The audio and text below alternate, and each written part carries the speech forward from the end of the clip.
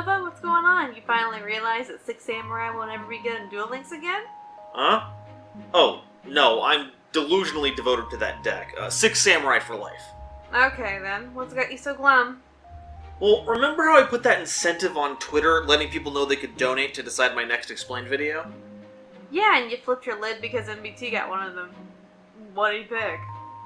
Reactors. Wait, you mean that anime archetype played by that guy who is the same voice actor as Goku? Yeah, it's funny we got an evil version of him before we got Goku Black. Alright, well, what's the issue? It's just another archetype. It has 6 cards in it. Well, you've done worse. Nemesis is not a good example. Okay, how about to fill time, you make some kind of live-action intro? Delilah, you might be onto something. Hello everyone, GoldenNova here, and yeah, we're doing this. To make sure we're all on the same page, I'm helping to raise money for AleksisYT to help pay for medical expenses, which you can help with at the link in the description, and there's more info on what you can get if you donate at the end of the video. And it's like that old adage, no good deed goes unpunished. Well, this is my punishment, and I hope it was worth it, you counterspelling son of a gun! Let's start with some backstory. Reactors were introduced in the anime as the archetype of Greiger, basically a dual mercenary earning money to support their destroyed village, and they're hired by Rex Goodwin to try and push the signers to their absolute limit to reveal their power. This goes about as well as could be expected, losing against Yusei during the Fortune Cup. Then, once the Dark Signer arc goes into full swing, Greiger gets dual zombied into becoming one of them, which is only a little messed up considering the Dark Signers blew up his village in the first place. And while I find Greiger's story to be very dour and dark, I think it's absolutely hilarious that this Dark Signer, duelists who are destined to fight the Signers in epic combat for the fate of the world, gets chumped by Crow before he can duel a single one of them. And at this point, his story is basically over. When the Dark Signers are defeated, Greiger's brought back to life. They serve some purpose later on in the story involving Jack's encounter with the Crimson Devil, but for all intents and purposes, that's a wrap for him. But I've stalled long enough. Let's review the ships we have in our hangar, draw up a battle plan, and see what auxiliary units can get this flying fortress off the ground. Let's react to Reactors. But first, before we continue, just wanted to let you know that if you want more information on the GoFundMe, there's a link in the description that will take you directly there. Anything you can give would be appreciated, and while I can't match any more donations, and all the slots for deciding future explained videos are taken, you can still get a shoutout on the field test we'll be doing over this explained video.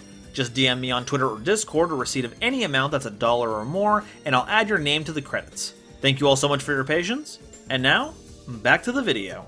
Let's start with the main deck monsters.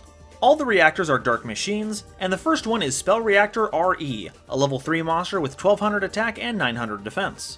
Once per turn, when your opponent activates a spell card, you can destroy it and burn your opponent for 800. In most circumstances, it's literally just a way to punish your opponent for playing spells, and not a terribly impactful one either. 800 is a pretty big deal in Duel Links when it's a fifth of your life points, not so much when it's only a tenth. But it does, by way of the rules of the game, interrupt the effects of continuous, pendulum, and field spells. If your opponent plays Magical Meltdown, you can chain Spell Reactor, blow it up, and deny the Alistair search. I mean, they're gonna have it in hand anyway, but that's besides the point. Next is Trap Reactor Wi-Fi, a level 4 monster with 800 attack and 1800 defense, and they work almost exactly like Spell Reactor. Once per turn, if your opponent activates a trap card, Wi-Fi can destroy it and burn your opponent for 800.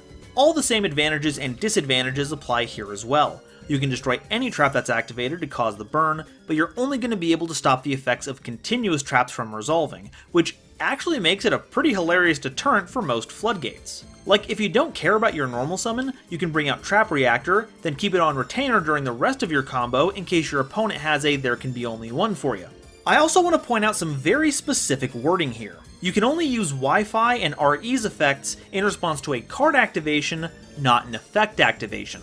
So if your opponent already has a, let's say a Psyframe Overload already on the field, you're not going to get to blow it up in response to its effect activation if the card itself has already been activated.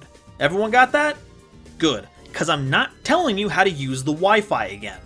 The last reactor worth talking about is Summon Reactor SK, a level 5 monster with 2000 attack and 1400 defense.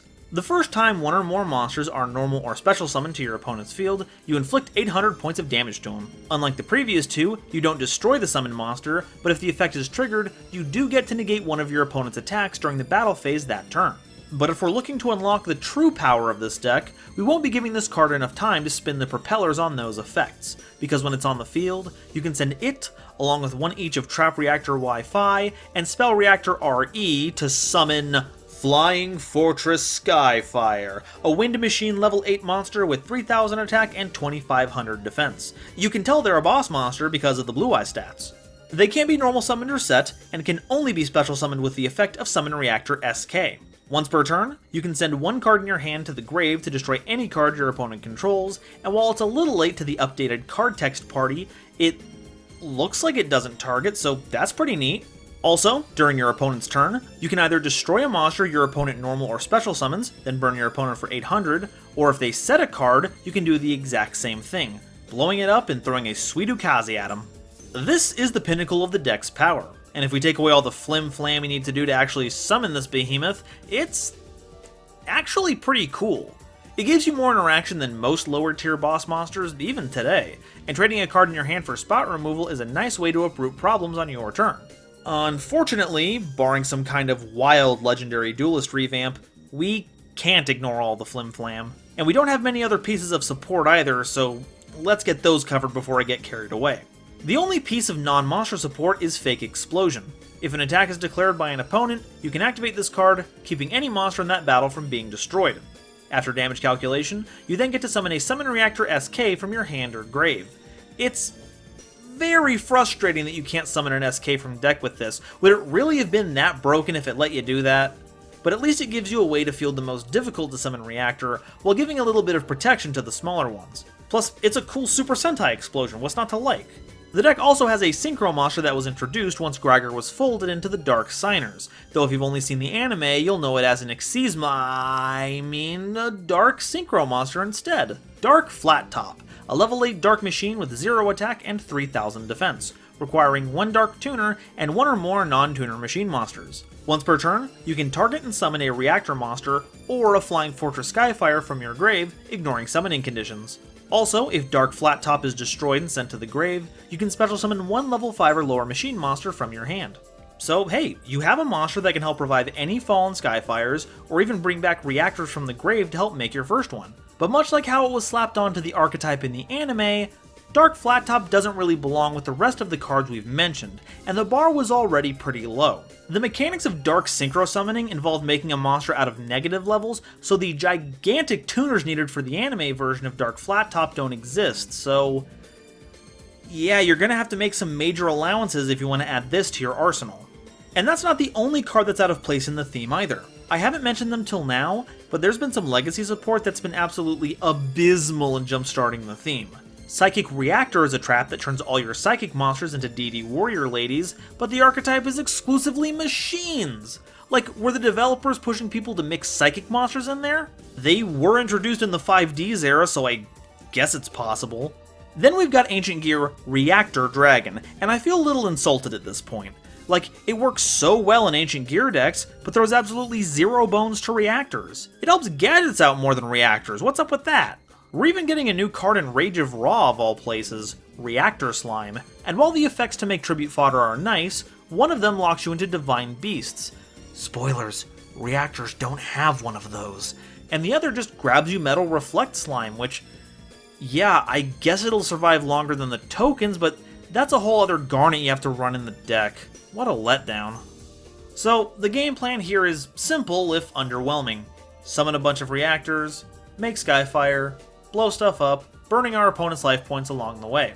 Now, normally I wouldn't spend time trying to think of ways to make this work, but I've got a field test to do for this, and I don't want to be a total punching bag, so I'm gonna have to cook something up. When it comes to summoning all the pieces at once, pendulum summoning is always an option.